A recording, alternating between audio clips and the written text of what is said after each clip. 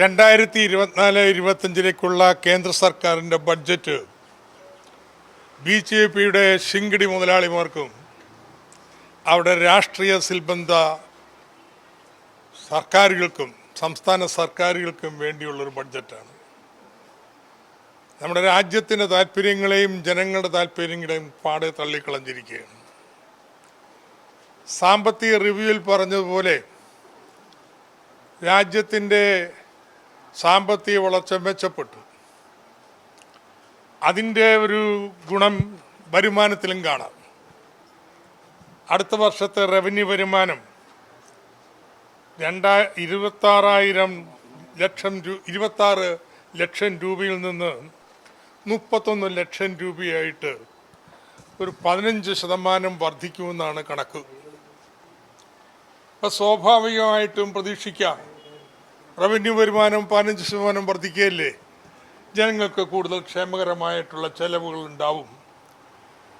അത്തരത്തിലുള്ള നിലപാടാണ് സ്വീകരിക്കാന്നല്ലേ ന്യായമായിട്ടും ചിന്തിക്കേണ്ടത്.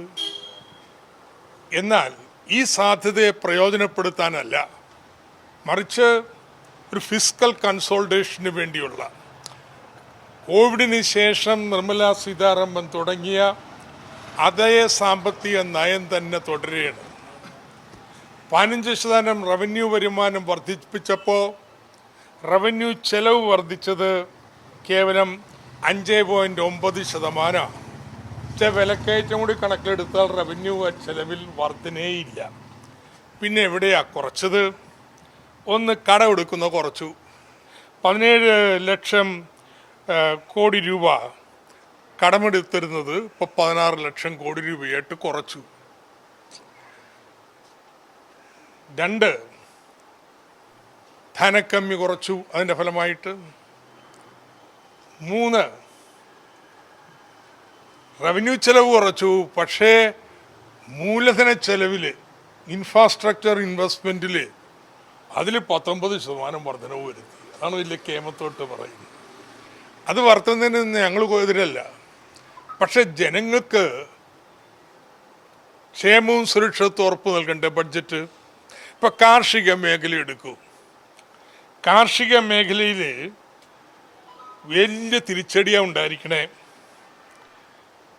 1.4 ലക്ഷം കോടി ചെലവഴിച്ച സ്ഥാനത്ത് ഈ വർഷം 1.5 ലക്ഷം കോടി ചെലവഴിക്കുമെന്നാണ് പറയുന്നത്. കേവലം 5% വർധന.